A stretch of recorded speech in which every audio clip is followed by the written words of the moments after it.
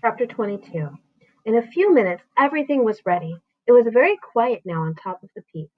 There was nobody in sight, nobody except the earthworm. One half of the earthworm, looking like a great thick juicy pink sausage, lay innocently in the sun for all the seagulls to see. The other half of him was dangling down the tunnel.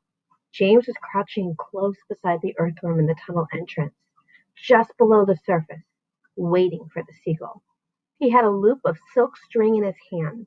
The old green grasshopper and the ladybug were further down the tunnel, holding onto the earthworm's tail, ready to pull him quickly in out of danger as soon as James gave the word.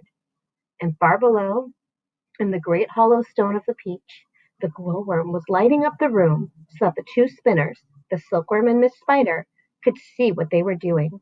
The centipede was down there too, exhorting them both frantically to get to greater efforts, and every now and again James could hear his voice coming up faintly from the depths, shouting, "Spin, silkworm, spin, you great fat lazy brute!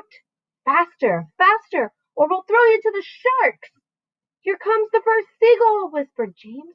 "Keep still now, earthworm. Keep still. The rest of you get ready to pull. Please don't let it spike me," begged the earthworm. "I won't. Shh." Out of the corner of one eye, James watched the seagull as it came swooping down toward the earthworm. And then suddenly it was so close that he could see its small black eyes and its curved beak, and the beak was open, ready to grab a nice piece of flesh out of the earthworm's back. "Pull!" shouted James. The old green grasshopper and the ladybug gave the earthworm's tail an enormous tug, and like magic the earthworm disappeared into the tunnel.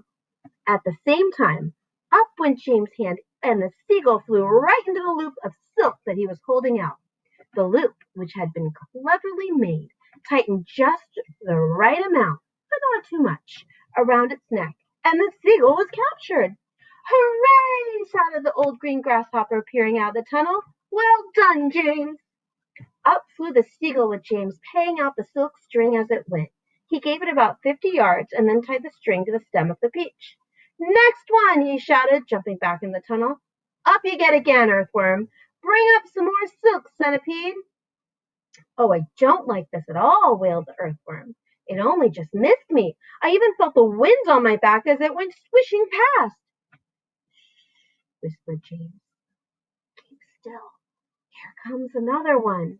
So he did it again and again and again and again, and the seagulls kept coming, and James caught them one after the other and tethered them to the peach stem.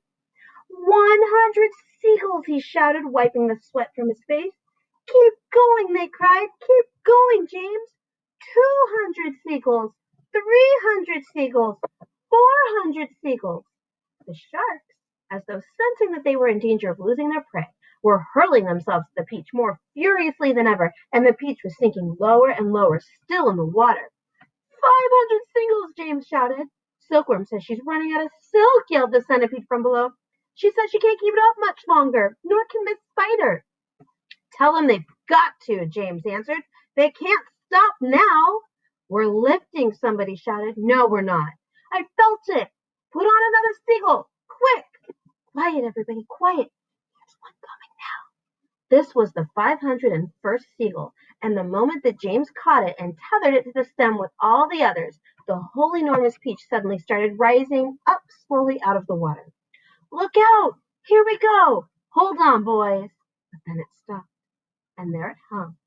It hovered and swayed, but it went no higher. The bottom of it was just touching the water.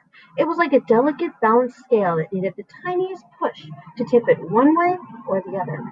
"One more will do it," shouted the old green grasshopper, looking out of the tunnel. "We're almost there." And now came the big moment.